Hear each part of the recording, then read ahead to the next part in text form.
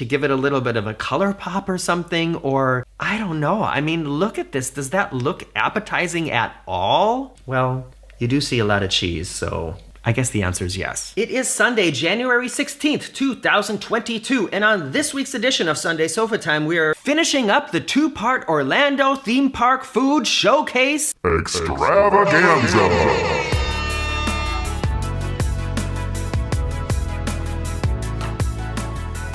Here we are again, everybody. I'm Morgan from the very unofficial travel guides. I travel all around the world to popular and not so popular tourist destinations to give you a very honest, unofficial look at what it was like to be there. And I'm also the author of the book, Getting Stitches on a Cruise Ship, available on Amazon right now. And by the way, I just recently realized a really crazy hack. So if you're interested in kind of screwing Amazon out of a little bit of money and you haven't bought Getting Stitches on a Cruise Ship yet, I also have an Amazon affiliate store. And in the description below the video, if you go to my Amazon affiliate link and then from there go to the book page, not only do I get my cut of the book, but I also get a little bit more because of the Amazon affiliate link. I wonder if Amazon realizes that that's happening. And I'm sorry out there to everybody who watches all my videos and has heard me talk about the book a lot now. I mean, it feels like a lot, doesn't it? But every week, every time I mention it, people in the comments, people on Facebook, people on Instagram write to me, "You have a book? I didn't know you had a book." So please forgive me for continuing to put the word out there about getting stitches on a cruise ship. All right, let's get into the food. That's what you're here for. That's what I want to talk about today. And we're going to start at Discovery Cove. I've started making my video already about what Discovery Cove actually is. It's kind of difficult to explain, but it's really cool. Discovery Cove is run by SeaWorld. It's right next to SeaWorld, and a entrance ticket to Discovery Cove is going to start around $174, but that includes a lot of things, including all the food and beer, wine, and soda. Once again, remember the things that I'm showing you in these videos are not what I think is by any means the best food at the parks. It's just what we ended up eating and what I'm going to show you. Food service at Discovery Cove is always buffet service. They have a breakfast buffet and a lunch buffet. For breakfast, we had some really great, like, American style breakfast food, including hash browns, scrambled eggs, sausages, bacon, fresh fruit, yogurt, cookies, all that kind of stuff. None of us were hungry after breakfast, and then lunchtime rolled around. I wanted to show you a little bit of the menu here that I got off of the Discovery Cove website. You can see they offer things like the Laguna Beach Burger, the Caribbean Spice Salmon, the grilled Churrasco steak, grilled jerk chicken, barbecue pulled pork sandwich, pasta marinara, wraps, and salads like the seafood pasta salad and the quinoa salad. And this is all included, and you can take as much as you want, but remember to wait a little bit of time before you go swimming back in the water again. So this is obviously not my plate. This is the grilled Churrasco steak with roasted potatoes, fire roasted vegetables, and chimichurri sauce. This is one of the salads that I picked up. They had some really amazing fresh salsa. I got a hummus wrap, and then I got some pudding, some kind of Oreo dessert, as well as some coleslaw and the roasted potatoes, and I think that's a lemon cake that I had for dessert, as well as a drink. Here's some pulled pork and a different kind of fries, as well as a different kind of vegetable. I wouldn't say that the food was like NCL or Royal Caribbean cruise ship level of flavor and preparation, but I don't think there was anything that we were disappointed in. It was all pretty good, and just remember, it's included in the price of the entrance, and it's available basically all day long. They also have beer, wine, and soft drinks are included, including like 5 different flavors of slushies. You want a slushie? You just make yourself a slushie. There is also an upgrade you can purchase for cocktails. We didn't have that. But altogether, the food at Discovery Cove was 2 fins up. To talk about the atmosphere, all the dining is outdoors, so you're in this tropical paradise with waterfalls and with birds and just really cool. One thing that I didn't really like about it is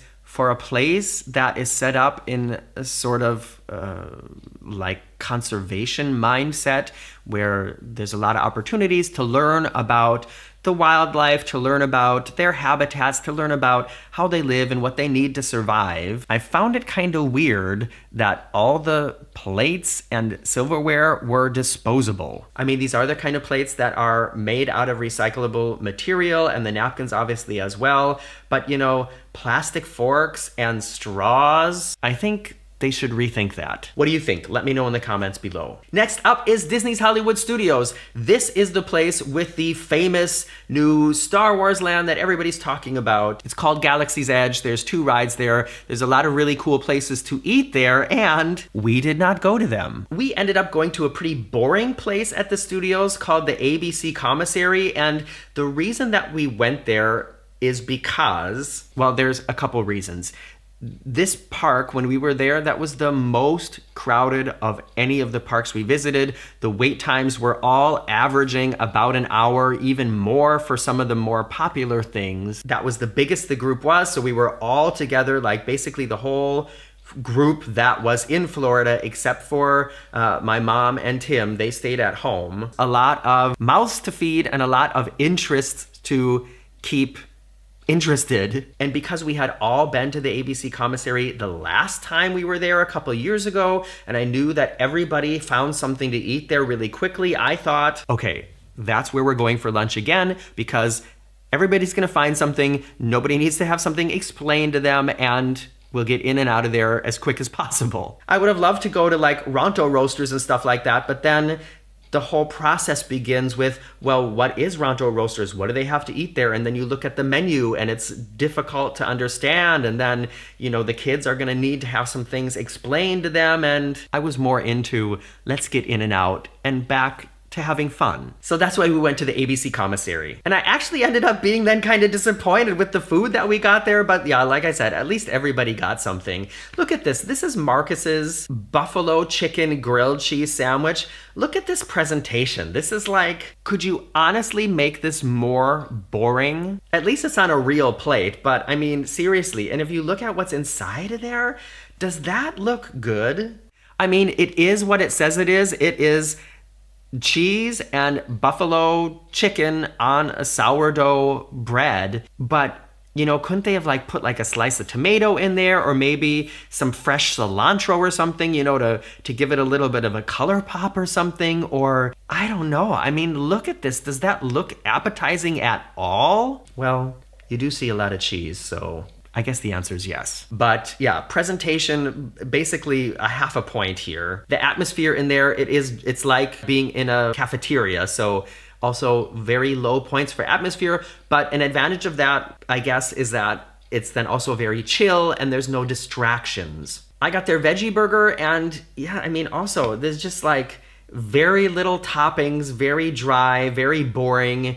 Luckily, you can go up and get as much ketchup and mayo and ranch dressing and all those things as you want to sort of pimp it yourself. But for almost $12 for this burger, and his sandwich was $11, kind of disappointing. Some other things we got there, these were the shrimp tacos, which were made gluten-free by just leaving the tortilla shells off. Yeah, by the way, I have to tell you, since I started this series last week, Disney has raised the prices of food at many places across their parks. So when we were there, this cost $12.99. Now maybe it costs $15. I don't know. Take it all with a grain of salt. So this is what you get with the shrimp tacos for around $13 when we were there. And this was the kids' grilled ham and cheese on a gluten-free bun, which was around $6, and it came with carrot sticks, apple slices, and a juice. So that's a pretty good little meal. And there's my niece doing a wonderful job of showcasing the sandwich as well. Like I said, there are quite a few fun places to get a meal at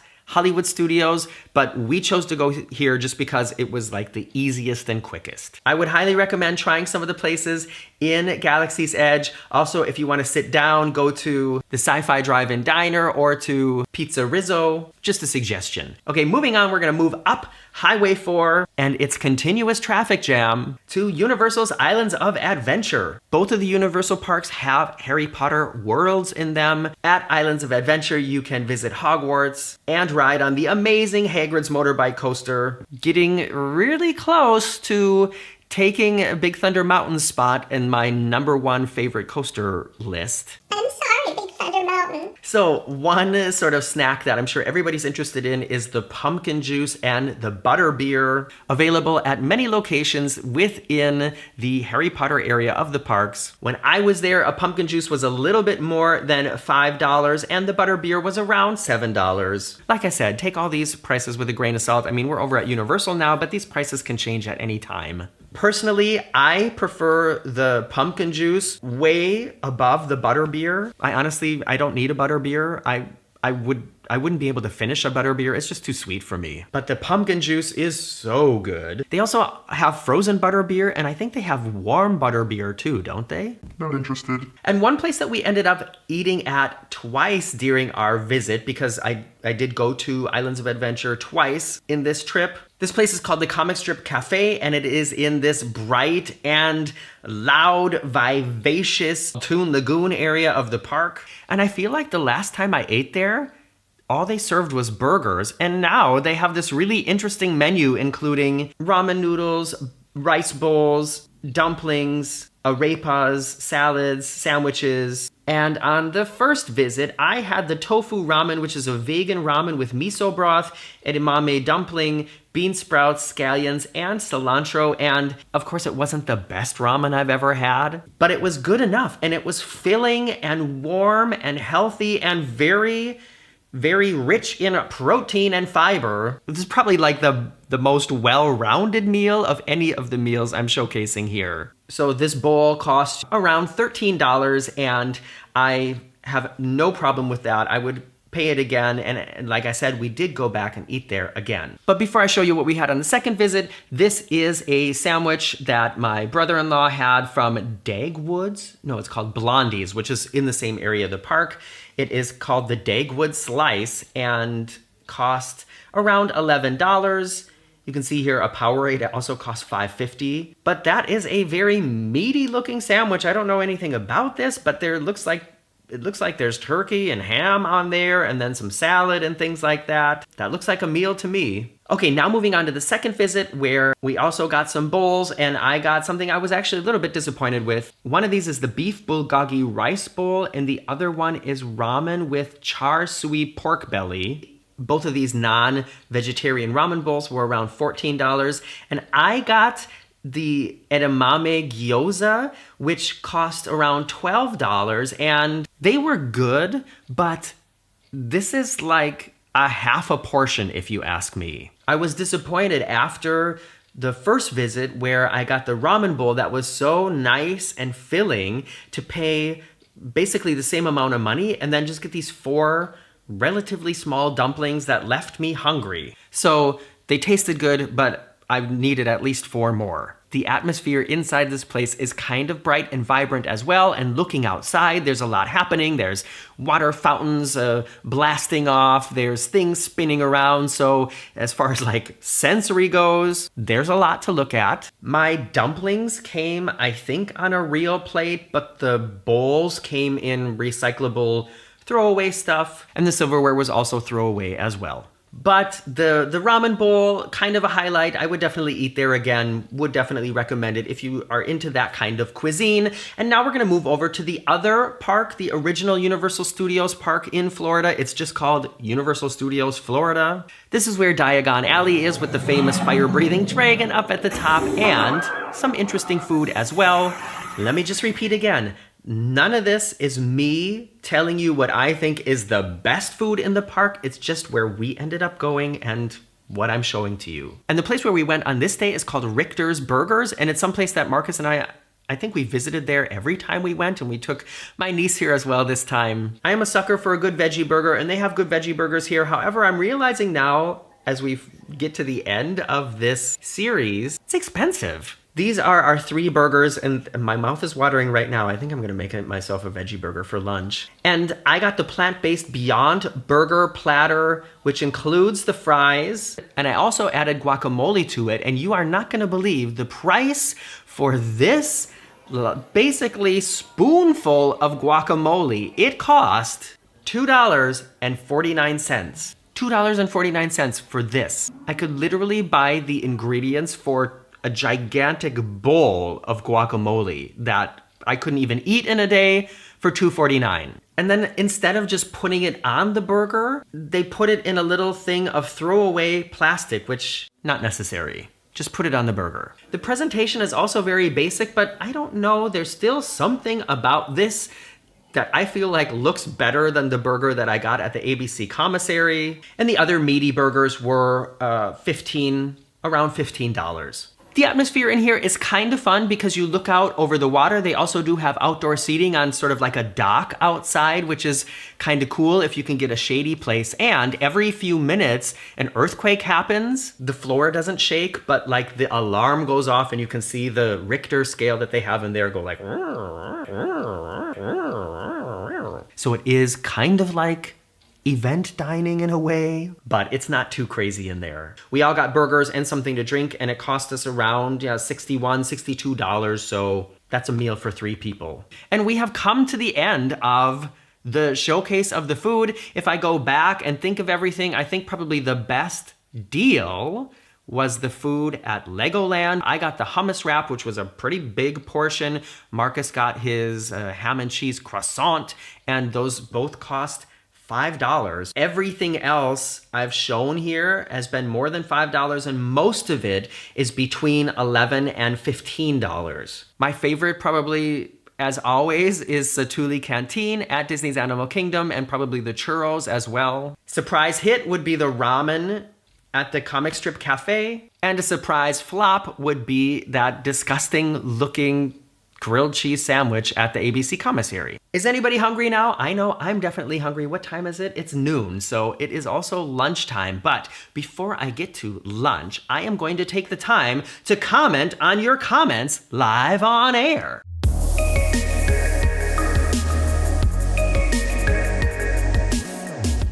In last week's Sunday Sofa Time, we looked at the other parks on this list. Some good food, some okay food, and these comments are on that video. The first one I want to talk about is from somebody called 2000 Connie with a K. Connie writes, "The thumbnail of your video is nasty. I'm unsubscribing." So this is the thumbnail of that video. It's me holding a churro in front of flowers, and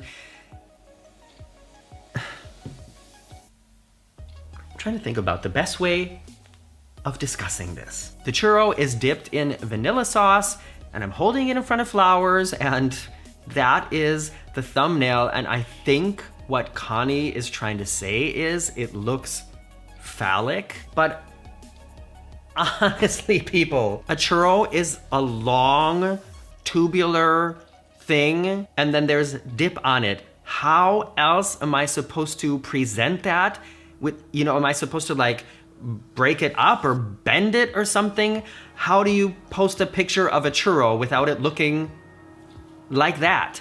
Let's move on to something fun. This comment is from Lori Wagner, and I'm just gonna do the second part of it. Lori writes, "I think you would enjoy the Skipper's Canteen at the Magic Kingdom. The Brazilian cheese bread starter is shareable, and there are vegetarian-friendly options that are tasty." Actually, Lori, we have eaten there. We ate there probably 4 or 5 years ago in the first year it was opened. And what I remember about it is I loved the atmosphere inside, and there were a lot of things on the menu that I wanted to try, but because we have the Disney dining plan, that at the time it really limited the things you could order. And I know I got some kind of curry that was just way too salty, but I would love to eat there again and give it a second chance. And Brazilian cheese bread sounds really good right now. Final comment is from Eleanor R. Scott. Eleanor writes, "I haven't been to Disney lately, but when I went years ago, I found the food overpriced and underwhelming.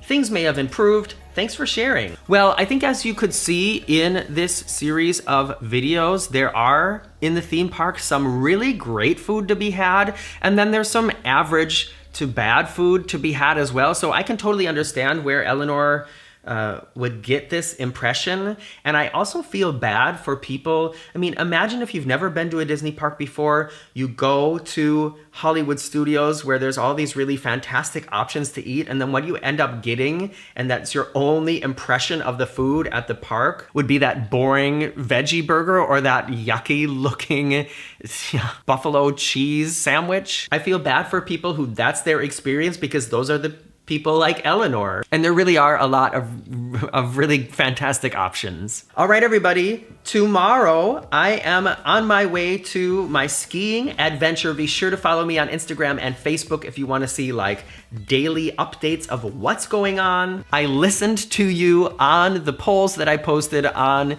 YouTube and on Facebook. I realize you are interested in hearing more about it, so I will be telling and showing you about it as well. Thank you for that feedback. Cross your fingers that I don't hurt myself, and I'll be back here in a little bit. Bye-bye.